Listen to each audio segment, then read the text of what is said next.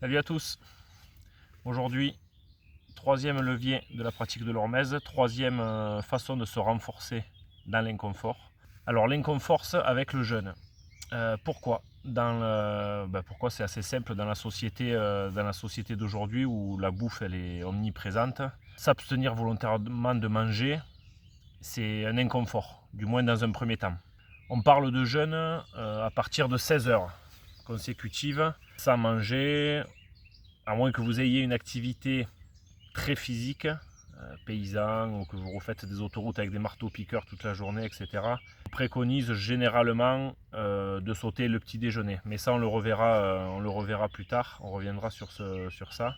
Ça, c'est dans le cas du jeûne intermittent. Après, dans les jeûnes plus longs, il faut penser à faire une descente calorique, une descente alimentaire pour déjà commencer à habituer le corps à se préparer à la future abstinence. Alors, chose importante à savoir, c'est que la digestion, c'est le processus le plus énergivore de l'organisme, avec près de 50% de l'énergie vitale qui est vouée à la digestion. Puis après, il y a les activités locomotrices et cérébrales, la réflexion, etc. Une fois que vous n'êtes plus en digestion, que vous ne bougez plus, que vous ne réfléchissez plus, l'organisme il passe en mode détoxification et reconstruction. C'est ce qui se passe pendant le sommeil. Avec nos modes de vie modernes extrêmement toxiques, la nuit elle ne suffit plus. La grande majorité des maladies d'aujourd'hui proviennent d'une toxémie trop élevée. Donc il faut proposer au corps une fenêtre supplémentaire dans la journée pour s'occuper du déstockage, de la reconstruction et du nettoyage de l'organisme. Grosso modo, à chaque prise alimentaire, l'insuline monte et le corps passe en mode stockage. Quand l'insuline descend, quand on ne mange plus, l'insuline est au plus bas et on passe en mode déstockage. Donc pourquoi le jeûne il crée une adaptation? Pourquoi c'est un levier hormétique? Alors d'abord physiologiquement, le corps va devoir switcher entre utiliser des ressources extérieures pour trouver de l'énergie et utiliser des ressources intérieures pour trouver de l'énergie. Les ressources extérieures, ça va être tout ce qui est alimentation classique qu'on connaît tous. Et l'alimentation intérieure, par contre, ça va être tout ce qui est graisse, tout ce qui est toxine, tout ce qui est toxique, tout ce qui est cellules endommagées, mitochondries endommagées, etc., etc., etc. Ce changement physiologique, il va engendrer une cascade d'effets visibles, qui seront les symptômes, et non visibles, qui seront le déclenchement de l'autophagie, donc ce que je viens de décrire, de se nourrir de choses de l'intérieur, le nettoyage partiel ou profond selon la longueur du jeûne, la régénération cellulaire, etc. Puis, psychologiquement, il va y avoir un vide. Ce moment qui ne sera pas comblé par de l'alimentation émotionnelle ou compulsive. Donc ça va forcément nous pousser à faire face à un quotidien chargé en perturbations. Donc forcément, ça va nous faire aussi évoluer mentalement, on va se recentrer sur nous-mêmes, ça va être un moment d'intense présence.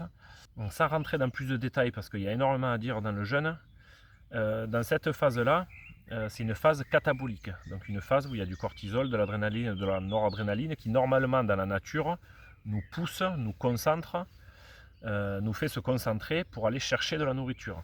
Donc dans cette phase-là, nous, en tant qu'hommes modernes, on pense que c'est une phase de repos, où il ne se passe rien, mais en fait c'est presque l'inverse. C'est une explosion de vie à l'intérieur, où le corps va tout faire avec l'énergie disponible qu'il a pour retrouver l'état d'équilibre qu'on a parlé, l'homéostasie.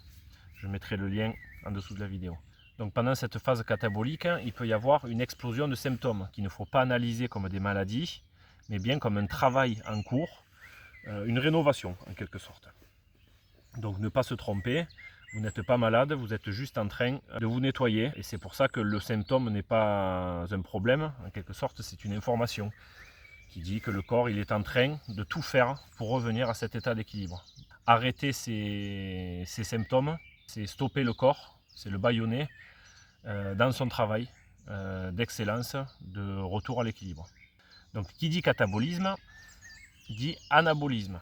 C'est dans la reprise alimentaire qu'une reconstruction de qualité peut être faite. La reprise alimentaire va se faire avec des aliments denses.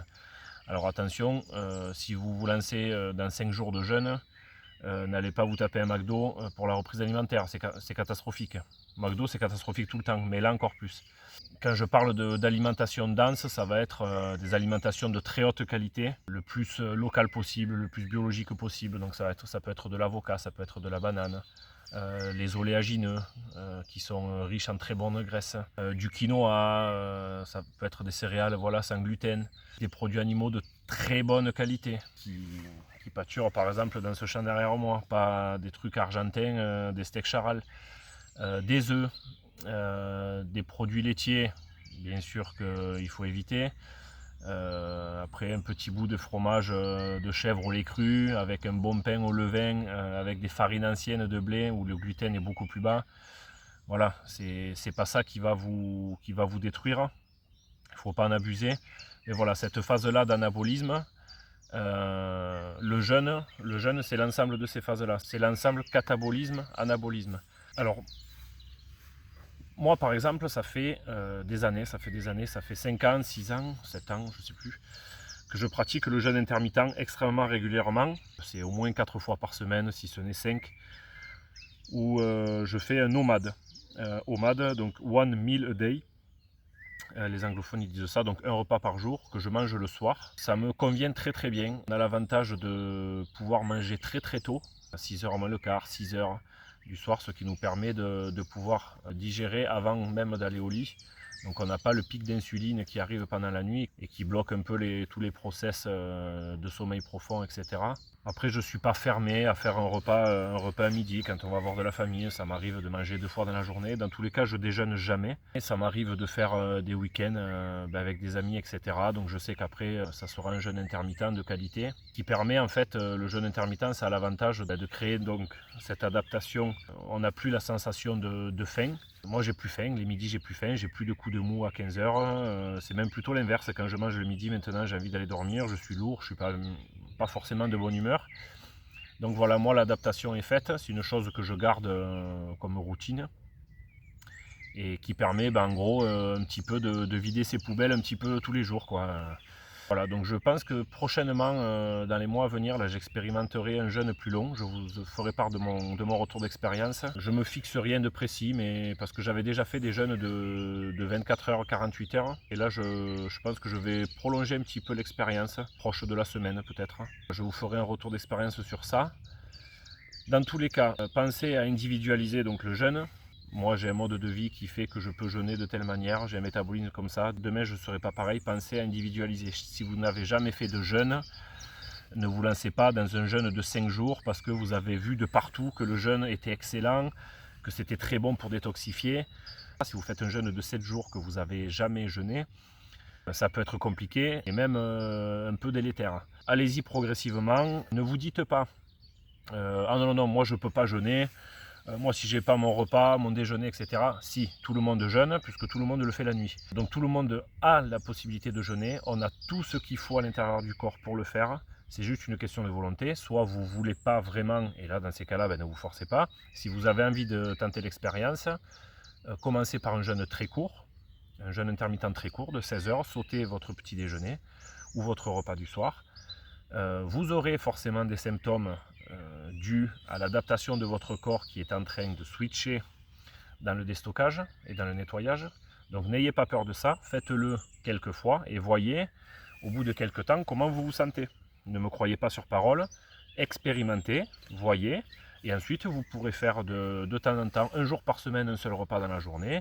Et puis après, la merveille du jeûne fera que normalement, si tout va bien, vous aurez envie de l'expérimenter un peu plus. Pour conclure très simplement, est-ce que le jeûne est dangereux?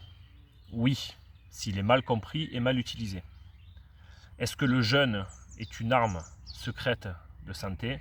Oui, s'il est bien utilisé et bien compris. Dans les deux cas, ça peut être bon comme pas bon, c'est comme l'eau, on est censé boire que ça, mais si vous buvez 8 litres d'eau, vous ne serez pas bien. Même les choses bonnes, il faut faire attention, il faut le faire intelligemment, il faut le faire avec logique, avec son propre ressenti, et normalement tout devrait très bien se passer. Et vous ferez un bien fou à votre corps et vous vous engagez vraiment là dans un chemin de santé intéressant parce que le jeûne ça fait vraiment partie d'un des gros piliers, au-delà de l'hormèse, d'un des gros piliers santé pour moi. et pour tous les hygiénistes d'ailleurs, pour retrouver la santé. Donc la prochaine vidéo, on parlera de quelque chose qu'on fait tous, inconsciemment, mais qui justement, il faudrait faire un peu plus consciemment, c'est la respiration. Voilà, ça sera le 4e et dernier épisode de la série sur l'hormèse. On parlera de ça la prochaine fois. En attendant, je vous souhaite une excellente journée, profitez du printemps. Et là, je suis au milieu des pissenlits. Je suis un jeune intermittent, mais c'est l'heure de prendre mon encas. Ciao.